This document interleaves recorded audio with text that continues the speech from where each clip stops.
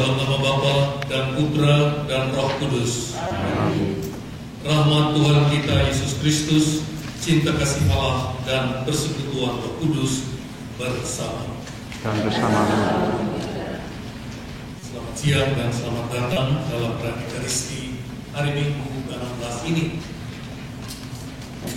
Dalam Injil hari ini kita berhadapan dengan pengajaran Yesus yang sangat mencerahkan bagi kita tentang bagaimana kita hidup sebagai anak-anak Allah namun masih di dunia. Yesus menggambarkan kerajaan Allah yang dimulai di dunia ini tidak sesempurna apa yang kita pikirkan.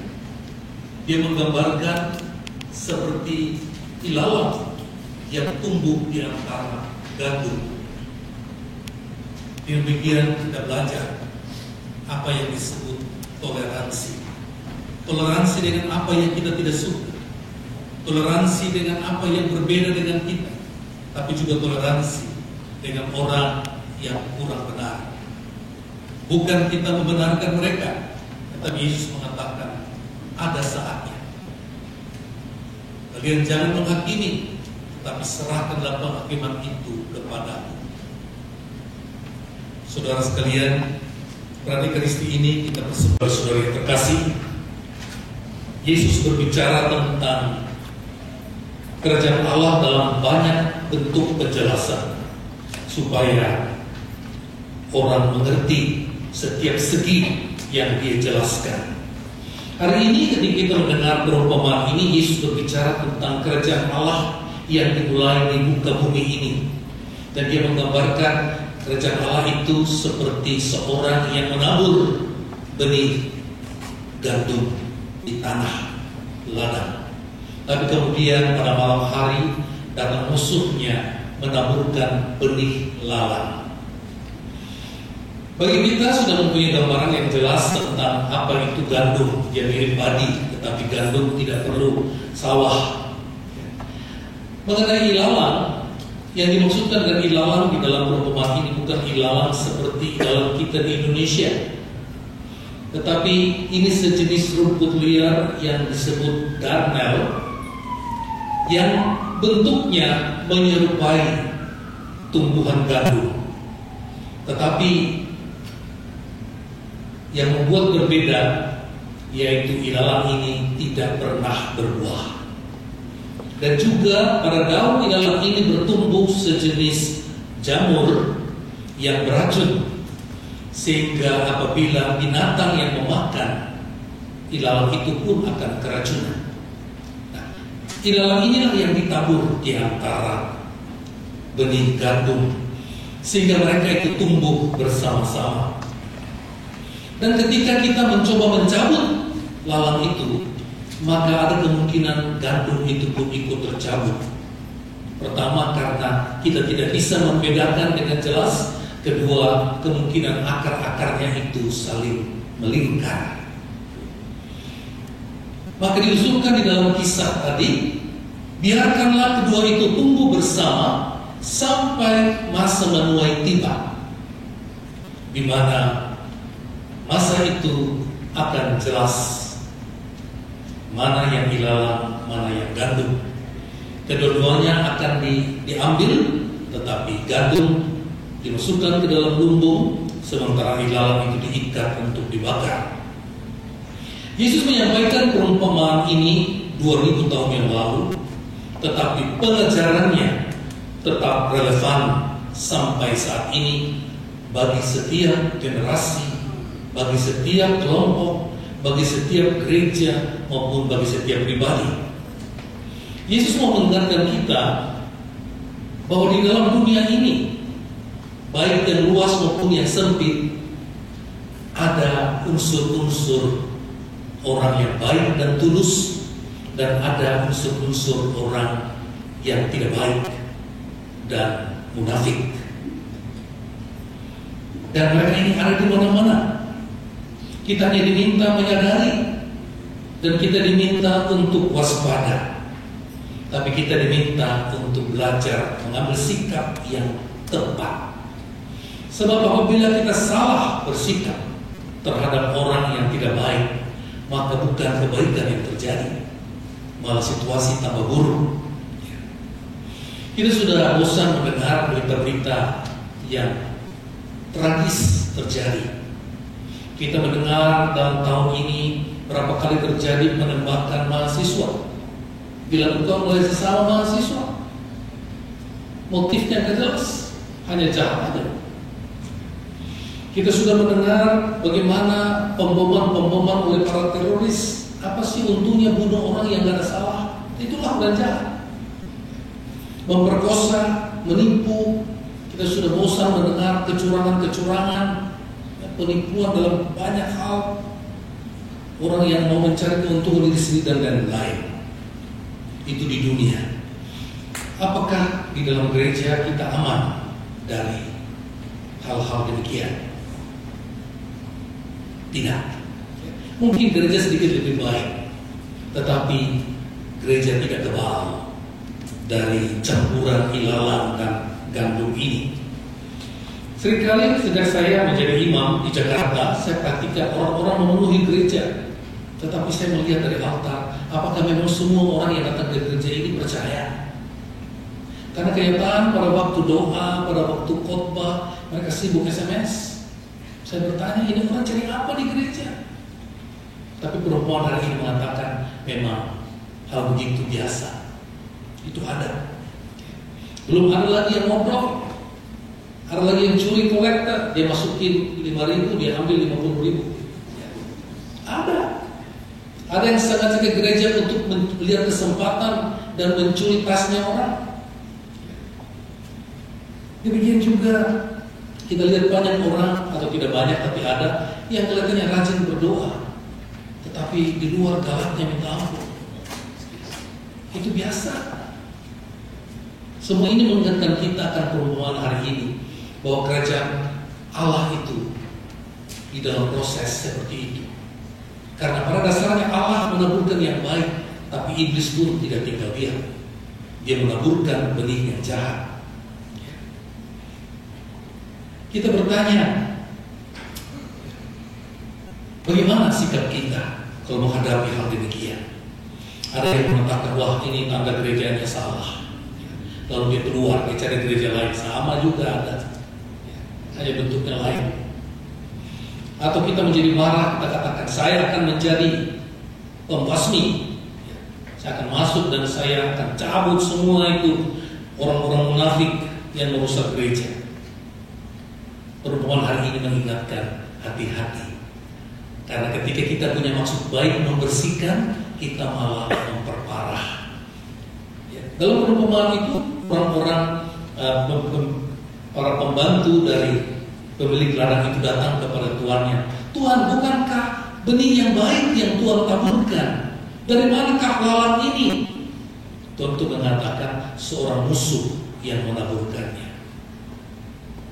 Lalu maukah Tuhan supaya kami pergi dan mencabut lalat-lalat itu? Tuhan itu mengatakan jangan. Sebab kalau kamu mencabut lalat itu, gandumnya juga nanti ada yang tercabut. Lalu biarkanlah keduanya bertumbuh bersama sampai masa tuanya. Pada masa tuanya, keduanya akan dipangkaskan. Pada saat itulah akan menjadi jelas. Bagi kita, saudara-saudara yang terkasih, kita diajarkan oleh Injil hari ini bahwa menghadapi hal-hal demikian, kita ingat bahwa bukan tugas kita untuk mencabut dan membasmi kemunafikan semacam itu. Tapi kita diminta untuk belajar memfokuskan bagaimana agar kita yang sudah benar menjadi tetap benar atau menjadi lebih benar. Sisanya itu serahkan kepada Allah. Kita juga diajarkan supaya kita jangan patah hati dan mengatakan ternyata pergi gereja itu percuma, orang-orang jelek juga ada di sana. Injil hari ini mengatakan jangan lihat begitu. Sebab tidak benar juga kalau kita katakan gereja itu penuh dengan orang-orang munafik. Karena sepanjang saya menjadi orang Katolik, saya kenal banyak sekali orang-orang yang betul-betul berusaha menjadi orang Kristen yang baik, baik dalam ibadah maupun di dalam hidup sehari-hari. Ada beberapa. Kita diminta untuk belajar dan mengembangkan sikap dewasa, yaitu sabar. Mengapa kita sabar? Karena kita tidak tahu sungguh-sungguh mana yang betul-betul ilalang. Kadang-kadang kelihatannya seperti ilalang, tapi jangan-jangan itu kandung. Hanya karena kita nggak suka aja. Dan kalaupun kita benar-benar yakin bahwa itu sudah benar, salah, bisa jadi juga kita tetap keliru. Saudara sekalian, namun saya perlu tegaskan di sini, kita perlu membedakan antara orang yang berdosa, yang bergumul dengan dosanya, dengan orang yang munafik. Orang yang bergumul di dalam dosa, dia sadar akan dosanya, dan dia mengaku dosanya kepada Tuhan. Tuhan, saya sedih, saya susah dengan kelemahan saya ini. Saya menyusahkan orang lain dengan kelemahan saya ini, tapi saya tidak mampu mengatasinya. Saya butuh pertolongan. Dua semacam ini berkenan pada Tuhan. Ini bukan orang munafik. Tetapi orang munafik yaitu orang ketimbang mengakui dosanya, dia justru menutupi dosanya dan berbuat seolah-olah dia tidak punya dosa dalam bidang itu. Malah di dalam pikiran dia mengatakan, kalau di dalam gereja saya akan bersikap sama seperti orang di gereja, tapi di luar gereja saya akan bersikap sama seperti orang-orang dunia. Saudara-saudari yang terkasih, kita mungkin bisa jengkel. Kita jengkel karena kita kadang-kadang kan tahu orang-orang seperti itu. Kita lihat. Namun Yesus mengatakan, jangan kamu apa-apain dia. Sebab kalau kamu mau berusaha mencabut dia, maka kamu akan memperburuk situasi. Karena ada saatnya, dan saat itu adalah saat aku. Saudara-saudari yang terkasih, ada dua pesan yang penting yang mau disampaikan di sini. Bahwa pertama-tama terhadap sesama, seberapa buruk pun dia, kita tidak berhak menghakimi keselamatannya. Sebab hanya Tuhan yang menentukan seorang itu selamat atau tidak. Tuhan tidak menempatkan seorang pun di dunia ini pada satu posisi yang mempunyai hak mengatakan kamu masuk neraka. Tidak. Kalaupun kita memiliki kejengkelan terhadap orang-orang semacam itu, kita belajar bersabar dan serahkan pada Tuhan. Akan ada saatnya di mana Tuhan yang bertindak. Sebab kuasa penghakiman yang paling benar hanya ada pada tangan dan kebijaksanaan Tuhan. Hal kedua, kita perlu menjaga agar kita tidak menghakimi motif orang. Kita tidak boleh menghakimi isi hati orang hanya karena kita menilai dari luar. Misalnya kalau kita sudah lihat seseorang, kita buat kesimpulan, oh dia saya sudah tahu, dia ke gereja itu udah berdoa, dia cari makanan. Kita tidak boleh menghakimi motif orang. Sebab kita tidak tahu. Kita tidak tahu sangat dalam. Kita tidak tahu apa yang terjadi dalam orang itu. Kita tidak tahu budayanya. Kita tidak tahu sejarah hidupnya. Kita tidak tahu beban hidupnya. Kita tidak tahu pergumulan dia dan sebagainya.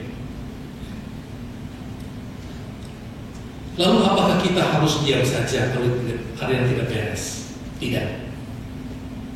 Yesus berbicara ini tentang hal-hal tertentu. Saya mau menyampaikan ada dua hal yang perlu kita sikapi ya, kalau kita menghadapi hal-hal demikian. Pertama, ketika kita menghadapi ajaran yang sesat, Anda tidak boleh diam kalau Anda menemukan ajaran ini tidak benar. Anda harus membuat klarifikasi. Bagaimana caranya kita mengetahui ajaran ini benar atau tidak? Pembawa berita itu benar atau tidak?